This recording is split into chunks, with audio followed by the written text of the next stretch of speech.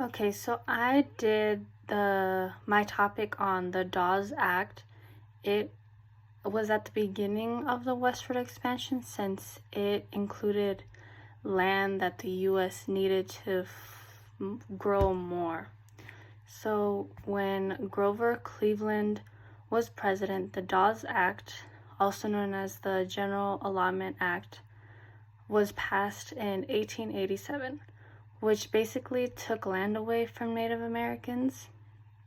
The tribes to which were being negotiated with were the Cherokee, Chickasaw, Choctaw, Creek, and Seminole, I think it is. The government that had been constructed between Native Americans in the different tribes were, if they followed the act, their government were not to be followed by them, but recognize now the state and federal laws of the U.S. Around 90 million acres of their land was taken away from them and then sold to the whites for westward expansion. Not only was their land stripped away, for some of the land that was given to them according to the act was very little and pay was not good. And since they were not accustomed at all to our currency at that time, they weren't very well off in their life.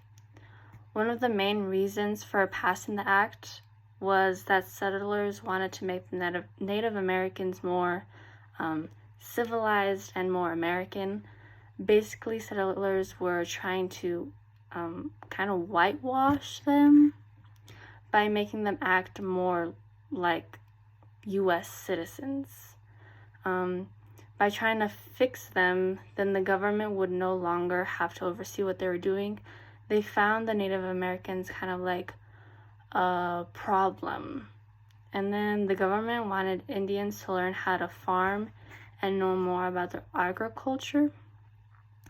Those who accepted this separation of lands were then allowed to become a U.S. citizen. At first, the dividing was either 160 acres of farmland or 320 acres of grazing land, and these acres were granted to the head of each Native American family. And then there was separate,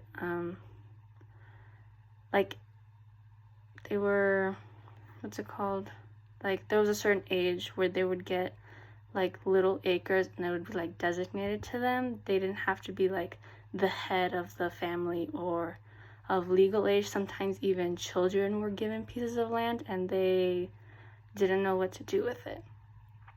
So firstly, to receive the allotted land that was promised by the act, members were to enroll with the Bureau of Indian Affairs, which then put their names on the Dawes rolls.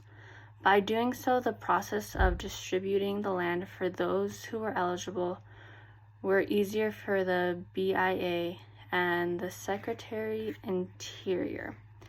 Many complications arose within the U.S. government at the time, and some corruption happened.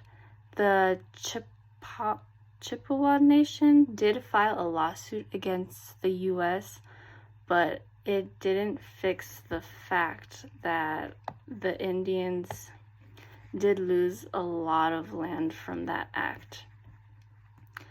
And those who wanted to do the agriculture didn't have the money for the tools, animal seed, and anything that was needed for all the farming. Then there were children who were granted land, but they didn't know how to use it since they were sent to boarding schools. And even the land that was given to them wasn't even good for farming, and it was very small.